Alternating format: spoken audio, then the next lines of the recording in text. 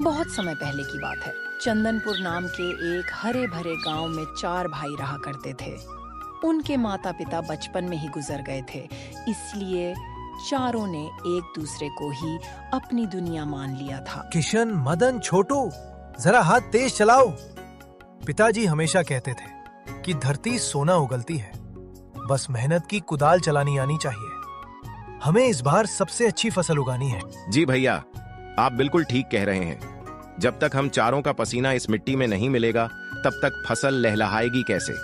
अरे भैया, थकान तो तब मिट जाती है जब हम सब शाम को एक साथ बैठकर खाना खाते हैं। बस दुख इस बात का है कि घर संभालने वाला कोई नहीं है। सही कह रहे हो मदन भैया, माँ के जाने के बाद घर एकदम बिखर गया है। काश कोई ऐसा होता जो हमारे घर को संभाल लेता। चिंता मत करो मेरे भाइयों, ईश्वर सब देख रहा है। वो कोई ना कोई रास्ता जरूर निकालेगा। चलो, अब सूरज ढलने वाला है, घर चलते हैं।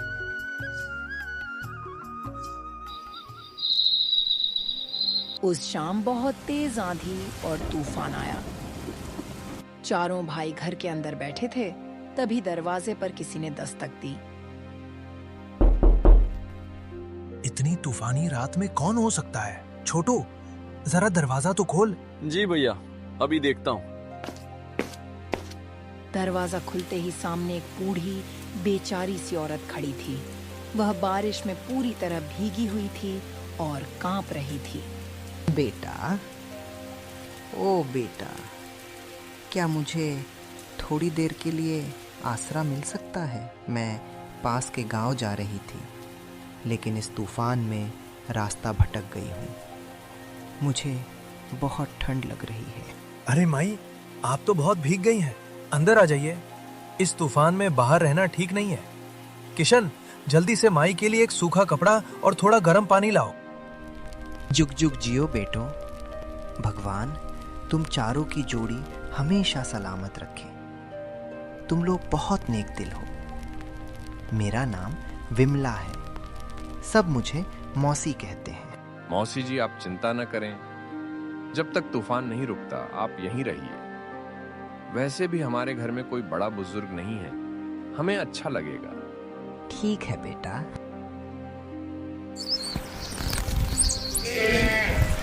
बेटो, तुम लोगों ने मेरी इतनी सेवा की। मेरे पास तुम्हें देने के लिए धन तो नहीं है, लेकिन मैं तुम चारों के लिए स्वादिष्ट खाना बना सकती हूँ।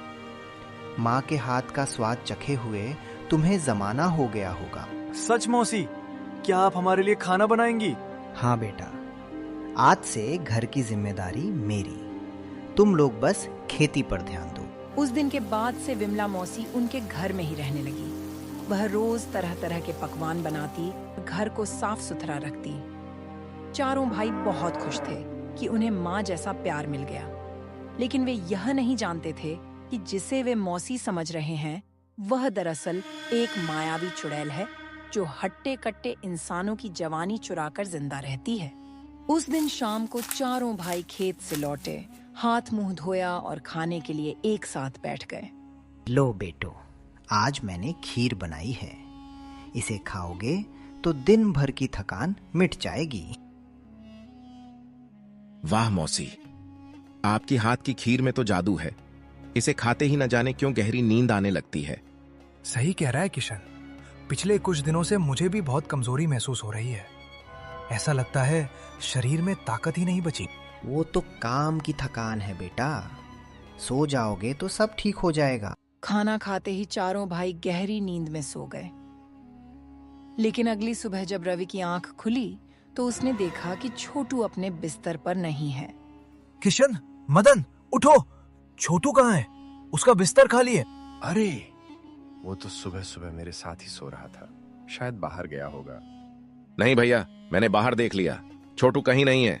मौसी जी, क्या आपने छोटू को देखा? नहीं बेटा, मैं तो अभी उठी हूँ।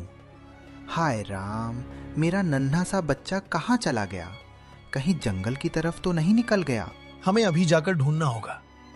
मेरा दिल घबरा रहा है। तीनों भाई पागलों की तरह छोटू को ढूंढते हुए जंगल की ओर भागे। वे उसका नाम पुकारते रहे, लेकिन कोई जवाब नहीं आया। ढूंढते ढूंढते वे जंगल के बीचों बीच एक पुरानी गुफा के पास पहुंचे, जहां एक साधु महाराज तपस्या कर रहे थे। देखो, ये कोई साधु महाराज लगते हैं, ध्यान में बैठे। हाँ, लगता है तपस्या कर रहे हैं। हमें इन्हें परेशान नहीं करना चाहिए। चलो चुपचाप आगे चलते हैं, शायद छोटू कहीं और में जाए।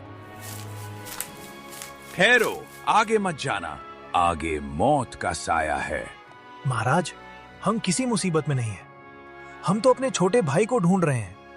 क्या आपने किसी लड़के को यहाँ देखा है? तुम्हारा भाई कहीं गया नहीं है, उसे गायब किया गया है।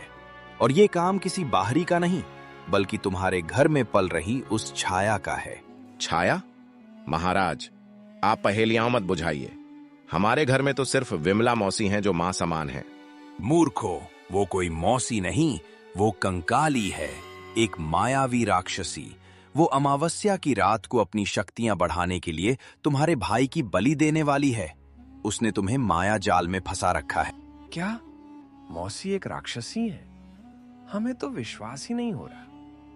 महाराज, हम अपने भाई को कैसे बचाएं? उसे साधारण शस्त्रों से नहीं मारा जा सकता, वो केवल सूर्य अग्नि से मर सकती है।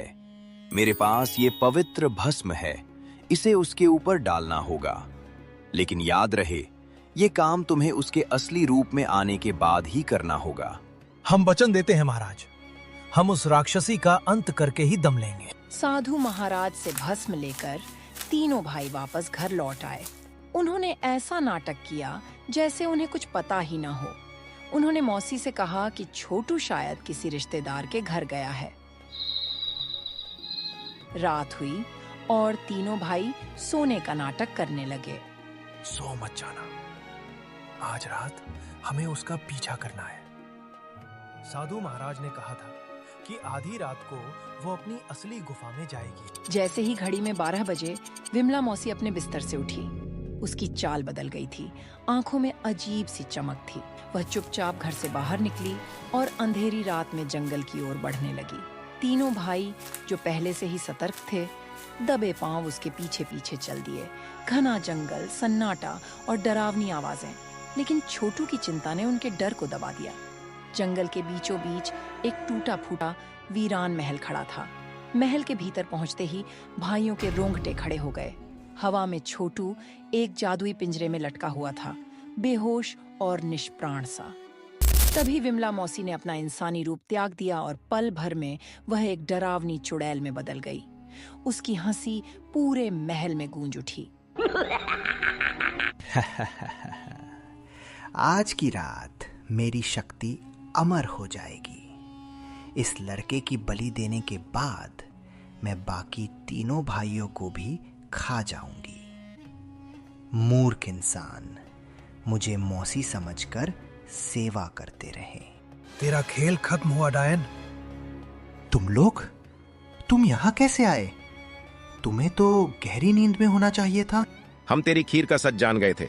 हमारे भाई को छोड़ दे, वरना तेरे लिए अच्छा नहीं होगा।